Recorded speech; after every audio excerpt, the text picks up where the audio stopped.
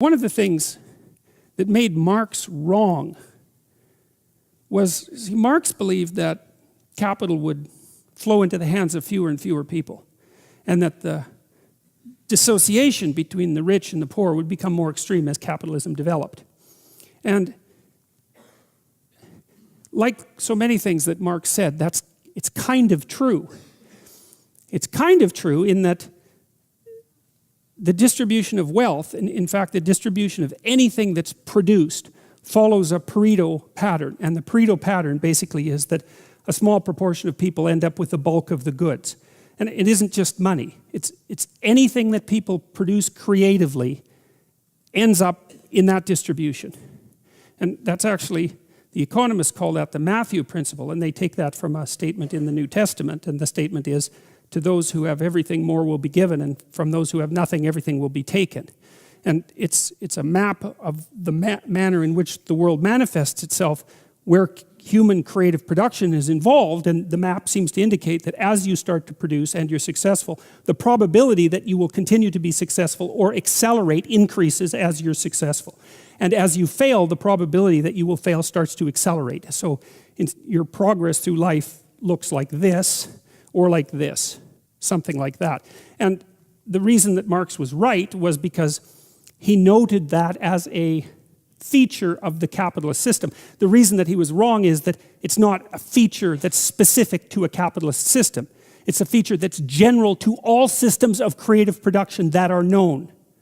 And so it's like a natural law, and it's enough of a natural law, by the way, that the distribution of wealth can be modeled by physical models using the same equations that govern the distribution of gas molecules in a vacuum. So it's a really profound, it's a fundamentally profound observation about the world, way the world lays itself out.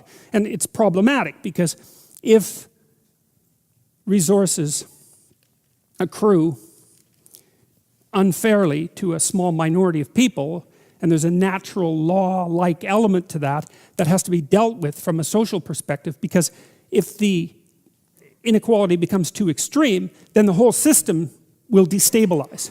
And so you can have an intelligent discussion about how to mitigate the effects of the transfer of creative production into the hands of a small number of people. Now, the other reason, however, having said that, the other reason that Marx was wrong, there's a number of them. One is that even though creative products end up in the hands of a small number of people, it's not the same people consistently across time. It's the same proportion of people. And that's not the same thing. You know, like, imagine that there's water going down a drain, and you say, well, look at the spiral. It's permanent. You think, well, the spiral's permanent, but the water molecules aren't. They're moving through it. And it's the same in some sense with the Pareto distribution, is that there's a 1%, and there's always a 1%, but it's not the same people. The stability of it differs from culture to culture, but there's a lot of movement in the upper 1%, a tremendous amount of movement. And one of the reasons for that movement is that things get large, and then they get too large, and then they collapse.